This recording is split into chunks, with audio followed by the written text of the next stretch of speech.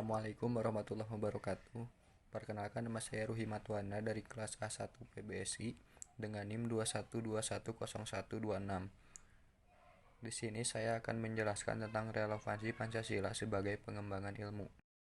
Baik, Pancasila digali dan diambil dari budaya bangsa Indonesia itu sendiri. Maka, Pancasila mempunyai fungsi dan peranan yang sangat luas dalam kehidupan masyarakat, berbangsa dan bernegara. Fungsi dan peranan itu terus berkembang sesuai dengan tuntutan zaman. Itulah sebabnya Pancasila memiliki berbagai predikat sebagai sebutan nama yang menggambarkan fungsi dan peranan itu sendiri. Konsep Pancasila sebagai dasar nilai pengembangan ilmu pernah dikemukakan oleh Profesor Noto Nagoro, anggota Senat Universitas Gadjah Mada, sebagaimana dikutip oleh Profesor Kusnadi Harjasumantri yang mengatakan bahwa Pancasila merupakan pegangan dan pedoman dalam usaha ilmu pengetahuan untuk dipergunakan sebagai asas dan pendirian hidup, sebagai suatu pangkal sudut pandangan dari subjek ilmu pengetahuan dan juga menjadi objek ilmu pengetahuan atau hal yang diselidiki.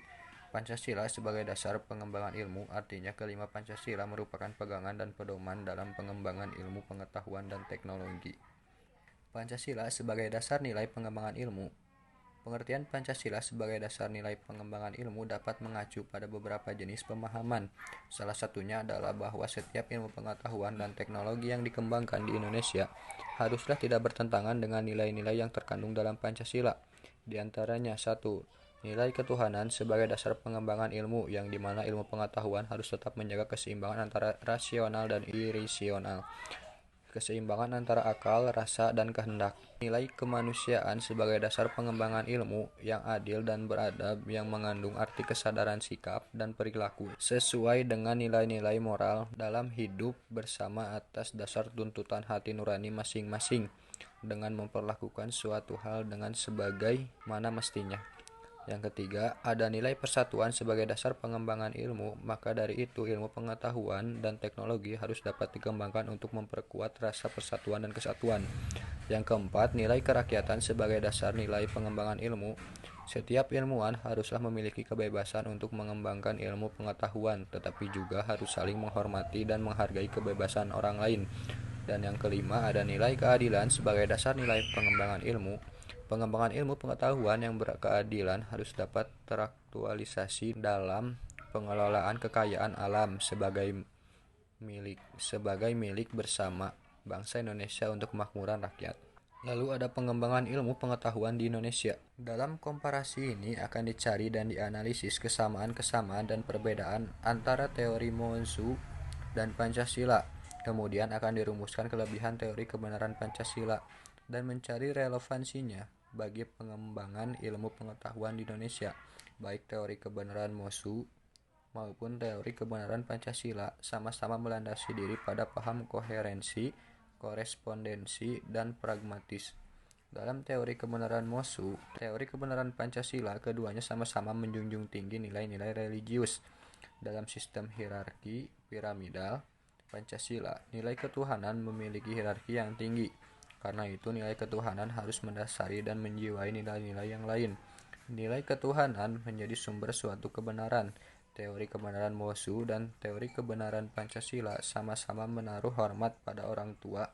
Pada Monsu, memandang Raja, Yao, Sun, dan Yu dihormati sebagai sumber kebenaran karena telah menjalankan Chin Ai atau kasih semesta sebagaimana Tuhan jalankan. Sementara itu, pada Pancasila menghargai para pendiri bangsa atau founding fathers, terutama para perumus nilai-nilai Pancasila dalam sidang BPU PKI dan PPKI.